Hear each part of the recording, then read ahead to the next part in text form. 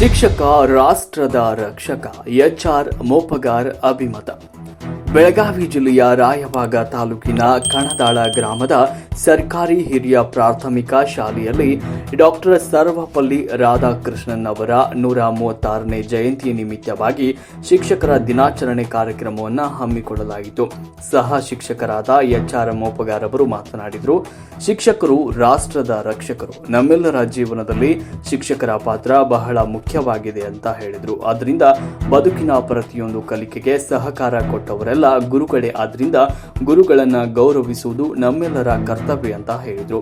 ತದನಂತರ ವಿದ್ಯಾರ್ಥಿಗಳು ರಾಧಾಕೃಷ್ಣನ್ ಅವರ ಕುರಿತು ಭಾಷಣವನ್ನ ಮಾಡಿದ್ರು ಹಾಗೂ ಎಲ್ಲ ಮಕ್ಕಳಿಗೆ ಸಿಹಿಯನ್ನ ವಿತರಿಸಲಾಯಿತು. ಈ ಸಂದರ್ಭದಲ್ಲಿ ಪ್ರಧಾನ ಗುರುಗಳಾದ ಎಸ್.ಎಸ್. ಕುಂಬಾರ್, ಸಹ ಶಿಕ್ಷಕರಾದ ವೈ.ಬಿ.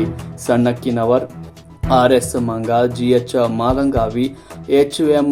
ಗೋಕಾಕ್, ಜೆ.ಯು. ಪೂಜಾರಿ ಅವರು ಪಾಲ್ಗೊಂಡಿದ್ರು. ವರದಿ ಪರಶುರಾಮ್ ತೆಳಗಡೆ, ರಾಷ್ಟ್ರಕ್ರಾಂತಿ ನ್ಯೂಸ್, ರಾಯಬಾಗ.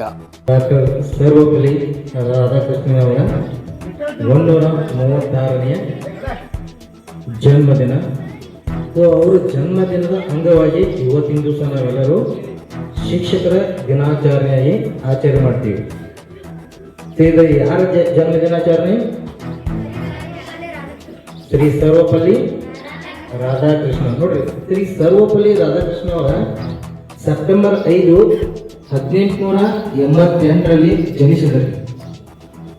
ಸೆಪ್ಟೆಂಬರ್ 5, 1888ರಲ್ಲಿ ಜನಿಸಿದರು.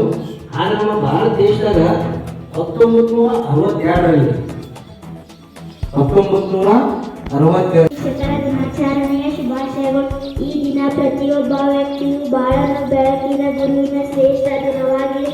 ನಮ್ಮೆಲ್ಲರೂ ಮಾನವೀಯತೆ ಮಮಕಾರವನ್ನು ತುಂಬಿದ ಶ್ರೇಷ್ಠ ಸಮೂಹದ ದಿನಾಚರಣೆಯಾಗಿದೆ. ನಾವೆಲ್ಲರೂ ಪ್ರತಿ ವರ್ಷ ಸೆಪ್ಟೆಂಬರ್ 5ರಂದು ಶಿಕ್ಷಕರ ದಿನಾಚರಣೆಯನ್ನು ಆಚರಿಸುತ್ತೇವೆ. ಡಾಕ್ಟರ್ ಸರ್ವಪಲ್ಲಿ ರಾಧಾಕೃಷ್ಣ ಜನ್ಮ ದಿನಾಚರಣೆಯನ್ನು ಅಂಗವಾಗಿ ಈ ದಿನಾಚರಣೆಯನ್ನು ಹಮ್ಮಿಕೊಂಡಿದ್ದೇವೆ. ಡಾಕ್ಟರ್ ಸರ್ವಪಲ್ಲಿ ರಾಧಾಕೃಷ್ಣರು ಸೆಪ್ಟೆಂಬರ್ 5, 1980 ಹಾಗೂ ತಾಯಿ ಸೀತಮ್ಮ ರಾಧಾಕೃಷ್ಣರು ಪ್ರಾಥಮಿಕ ಮತ್ತು ಪ್ರೌಢ ಶಿಕ್ಷಣ ತೀರಿದೆ ಎಂಬಲ್ಲಿ ಪಡೆದ ರಾಧಾಕೃಷ್ಣವರು 1952ರಲ್ಲಿ ಸರ್ವಪಲ್ಲಿ ರಾಧಾಕೃಷ್ಣ ಅವರ ಜನ್ಮದಿನ ಸೆಪ್ಟೆಂಬರ್ 5, 1888ರಂದು ಜನಿಸಿದ್ದರು.